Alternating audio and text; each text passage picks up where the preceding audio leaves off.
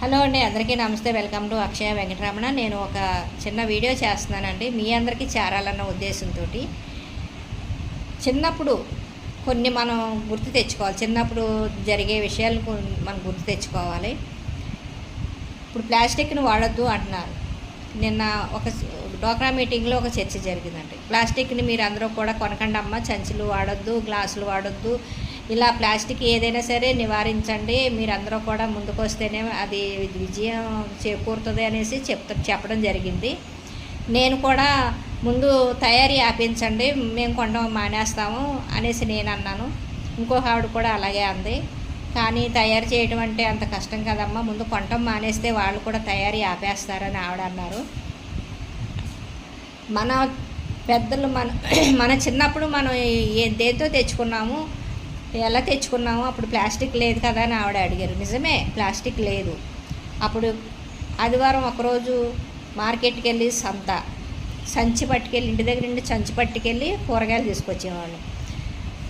చేతి నిండా డబ్బులు ఉండేవి కాదు.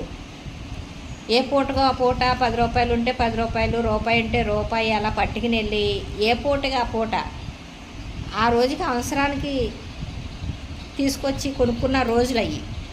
ఇప్పుడు అలా కాదు. 10 రూపాయలు ఎట్టుకెళ్తే 4 సరుకులు వచ్చాయి. అవి 4 సరుకులు 4 రకాలుగా 100లో, పావు కేజీయో, 100 గ్రాములో ఇలాగా అదో 10 రూపాయలు, అదో 10 రూపాయలు ఎట్టు కొనుక్కుని పొట్లాలు కట్టించుకుని తీసుకొచ్చేవాళ్ళం. అప్పుడు పేపర్లలో పొట్లాలు కట్టించేవారు. కానీ ఇప్పుడు ప్రతి చోట కవర్లో, బ్యాగులు, ఒక రకమైన అన్నీ కూడా లగ్జరీ పెరిగిపోయింది.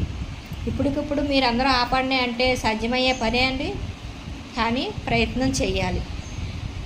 మనం ఈ ప్రయత్నం చేస్తే మన ముందు తరం పిల్లలు కూడా మంచి భవిష్యత్తు వాళ్ళకి ఉంటుందని ఆశిద్దాం.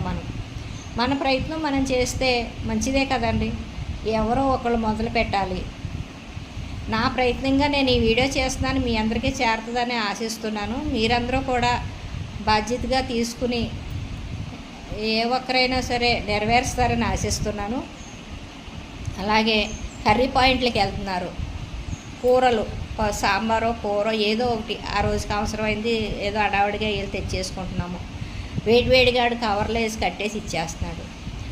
అక్కడి నుంచి ఇక్కడికి వచ్చేటప్పటికి అది కరిగి, ప్లాస్టిక్ కరిగి ఆ తినే పదార్థాలకు ఎంత చేరుతుందో మనకు తెలియదు. ఎక్కువగా ఇప్పుడు జరిగేదంతా క్యాన్సర్ బాగా విపరీతంగా ఉంటుందంట జనాలకి ఈ ప్లాస్టిక్ వల్ల. మనకి తెలియదు, కానీ అలా చేసేస్తాము. ఆ పూటకెళ్ళి